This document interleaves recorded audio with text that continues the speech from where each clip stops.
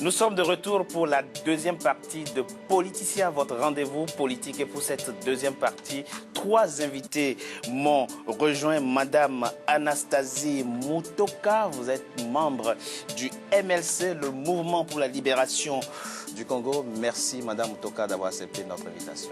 Merci. Gaëtan Mbumba, vous êtes le président de la Fédération Benelux Émergence RDC, parti politique donc du Rassemblement de l'opposition. Merci d'avoir accepté notre invitation. Je rappelle que vous êtes l'auteur du livre La RDC, quelle issue pour l'avenir, pistes, idées et alternatives, publié aux éditions UCC. Vous allez nous en parler au cours de cette émission. Merci d'avoir accepté notre invitation. Moi qui vous remercie. Et Madame Candide Okeke, vous êtes membre de l'opposition, mais pour vous, vous êtes résistante. Eh bien, merci à vous, Madame la résistante, d'avoir accepté notre invitation. Madame Okeke, que pensez-vous donc de l'accord qui a été signé ce 31 décembre 2016, à la fois par le Rassemblement de l'opposition et la majorité? Écoutez, c'est un accord de plus. Nous en avons répertorié. Je suis de la PARECO, l'Alliance des Patriotes pour la refondation du Congo.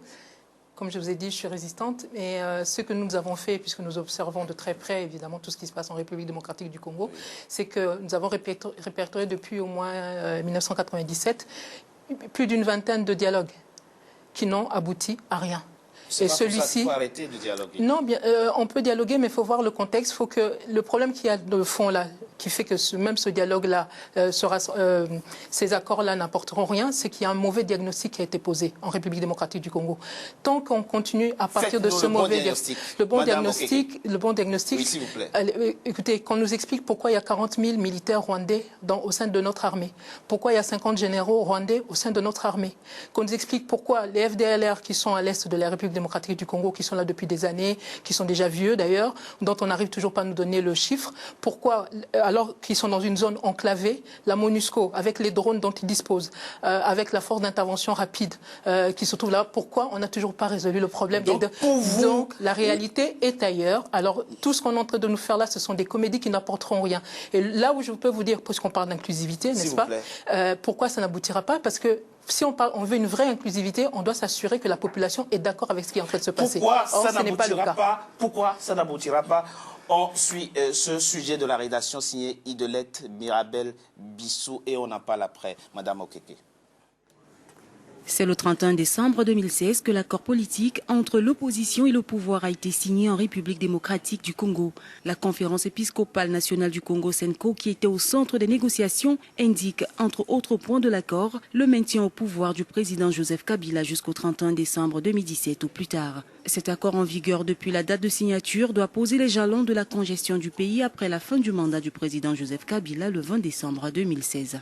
Nous avons convenu de discuter d'un arrangement particulier sur la composition du Conseil national de suivi de l'accord et du processus électoral, le mode de désignation des 28 membres de cet organe et la composition du gouvernement de transition. Pour préserver l'intérêt national, l'opposant Moïse Katumbi a demandé au rassemblement de l'opposition politique congolaise de faire en sorte qu'il ne soit plus l'objet de blocage de cet accord politique. Pour rappel, le sort de l'ex-gouverneur du Katanga était l'un des derniers blocages des pourparlers directs entre la principale plateforme de l'opposition et les signataires de l'accord du 18 octobre 2016. Il a été également accordé à l'opposition la possibilité de faire le bilan de ses délégués au sein de la Commission électorale nationale indépendante. En ce qui concerne la mesure de décrispation politique, seuls 4 des 7 prisonniers et exilés politiques pourraient trouver une issue favorable. Le document consacre aussi la mise en place d'un gouvernement d'union nationale. Le compromis politique trouvé prévoit la création d'une structure chargée de suivre la mise en œuvre. Il s'agit du Comité national de suivi de l'accord.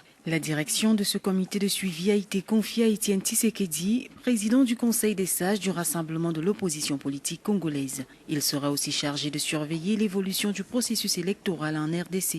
Et c'est le même Étienne Tshisekedi qui assure le Conseil national de suivi qui devra évaluer le processus électoral, évaluer le même gouvernement, qui devra évaluer également le niveau des recettes qu'ils auront mobilisées pour l'organisation des élections. Et ça, c'est un défi qui n'est pas facile parce que le problème qui a divisé, c'était la question principale du processus électoral. Et donc, cette question est aujourd'hui entre les mains du rassemblement. Cet accord politique entre le pouvoir et l'opposition qui se veut global enregistre tout de même 10 signatures manquantes. Une situation qui pose la question du caractère inclusif de cet accord, étant donné que 10 délégués de l'opposition n'ont pas apposé leur signature sur le document. Les signatures manquantes dans cet accord sont entre autres celles des représentants du mouvement de libération du Congo MLC, de l'ancien vice-président de la République Jean-Pierre Bemba, actuellement détenu à la haie pour crimes contre l'humanité, et une frange minoritaire de l'opposition.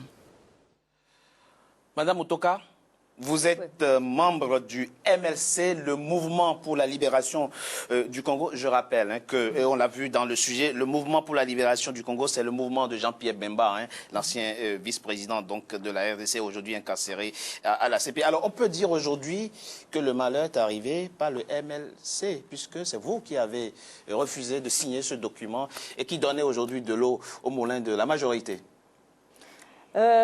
Disons que oui, MLC a refusé de signer le document. Pour quelle raison? Mais le MLC a refusé parce que cet accord est conclu entre les deux poids lourds.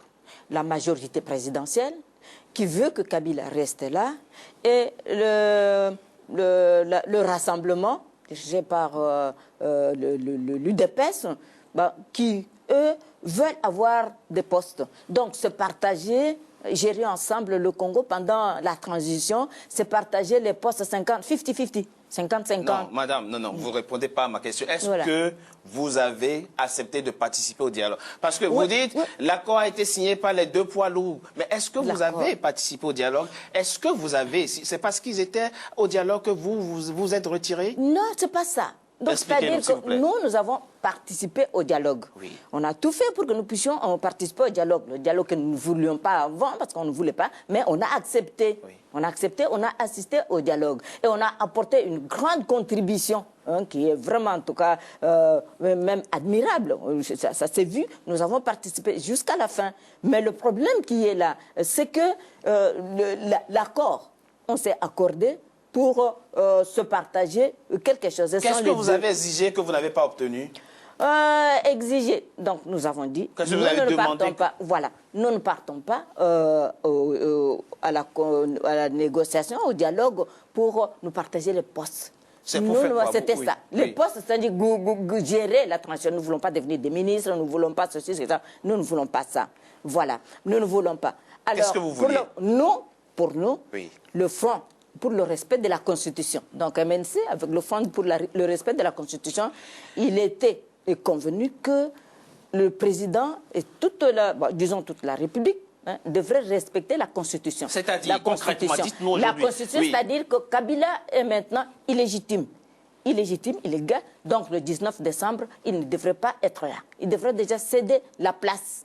C'est ce que vous êtes allé demander au dialogue? Non, donc c'est-à-dire que c'était ça, c'est pourquoi nous voulons le respect de la Constitution. Et la majorité et le rassemblement, je dis, comme on n'a pas respecté la Constitution, on se met d'accord pour faire quelque chose. Alors, quelque chose, c'était, bon, on prolonge le mandat, le glissement de Kabila jusqu'en 2017. Ça, c'est ce qu'on a dit. Et de l'autre côté, alors, bon, nous, à condition que nous prenions la primature. J'ai bon, comme vous vous êtes entendus, les deux poids lourds sont entendus, et comme ça, nous ne voulons pas, nous ne sommes pas dans la liste, nous voulons être un organe qui peut partager. Qu'est-ce que ça vous fait, très rapidement, madame Mutoka, qu'est-ce que ça vous fait aujourd'hui que le gouvernement, la majorité soit solidaire de votre mouvement, puisque la majorité dit, puisque le MLC, donc votre mouvement, n'a pas signé cet accord, il n'est pas inclusif, donc nous l'avons signé sous réserve. Alors, nous n'avions pas demandé à la majorité de signer sous réserve. D'ailleurs, on ne peut pas signer sous réserve. Nous avons des bouches pour parler. Voilà, nous donc avons des cette solidarité ne vous flatte pas, vous n'en avez pas besoin. Non, on n'a pas besoin que la majorité soit notre avocat. Non, parce que pour nous... On peut relever une contradiction. Oui, très rapidement, Madame Okeke. Le MLC, c'est très simple. Le MLC refuse le glissement de celui qui se fait appeler Kabila et ils acceptent le glissement de de M. Kengo, parce que le Sénat congolais, actuellement, a été le premier organe à avoir opéré un glissement. Vous voyez les contradictions, toutes ces aberrations-là, ça montre bien que le problème est ailleurs. C'est un jeu de dupes, ce sont des accords de dupes qui n'apporteront rien. Le problème est ailleurs, c'est votre avis? Je m'en bats. En fait, avant tout, j'aimerais d'abord saluer les efforts des uns et des autres pour la signature de cet accord. Donc, j'aimerais saluer le rassemblement, nos délégués. J'aimerais également saluer la majorité présidentielle qui a participé à ce dialogue, la société civile ainsi que les évêques. Donc, l'accord a été signé. Vous étiez pour l'accord. Vous êtes toujours pour l'accord. Nous sommes pour l'accord. Évidemment, cet accord a été signé d'abord pour sauvegarder la paix et pour que, dans les échéances à venir, nous puissions organiser des élections, à défaut de l'avoir organisé dans le respect des délais constitutionnels. Alors, à partir de ce moment-là, nous sommes pour ce dialogue. Alors, la question de l'inclusivité, je vois qu'on en parle beaucoup. Le premier dialogue souffrait de l'inclusivité parce que nous, Rassemblement, nous n'en faisons pas partie. Nous avions dit que ce dialogue n'était pas inclusif, raison pour laquelle ce deuxième dialogue a été convoqué, nous y avons participé et le MLC également a participé. Vous avez même obtenu la présidence du comité de suivi qui sera installé. Tout à fait. Le comité de suivi de l'applicabilité des résolutions donc, issues de cet accord est indispensable pour justement surveiller l'applicabilité du contenu de cet accord. Parce que le plus dur, ce n'est pas forcément de signer cet accord, mais c'est plutôt de le respecter, de l'appliquer. Et donc, à côté de signer, moi, je ne vais pas être un prophète de malheur, j'apporte toute ma bénédiction à cet accord, mais à côté, je dis qu'il faut faire preuve de beaucoup de vigilance et de prudence pour que cet accord soit effectivement respecté et appliqué. Alors aujourd'hui, le MLC et ses alliés n'ont pas certes signé, mais rien ne dit que demain, le MLC ne reviendrait pas pour signer. Donc je souligne ici que les évêques sont en train d'entreprendre une démarche pour faire résonner le MLC, afin que le MLC puisse signer cet accord comme tous les autres partis d'opposition. Dites-vous, Madame Okeke, il faut rester vigilant, dit-il, mais il faut aussi avoir le sens du sacrifice. Moïse Katumbi, l'opposant Moïse Katumbi, avait demandé, et c'est grâce à lui aussi que cet accord a été signé, que abstraction soit faite de sa personne et de son sort pour que la paix revienne en RDC. Est-ce que c'est une démarche que vous comprenez, à laquelle vous pouvez aussi vous adhérer?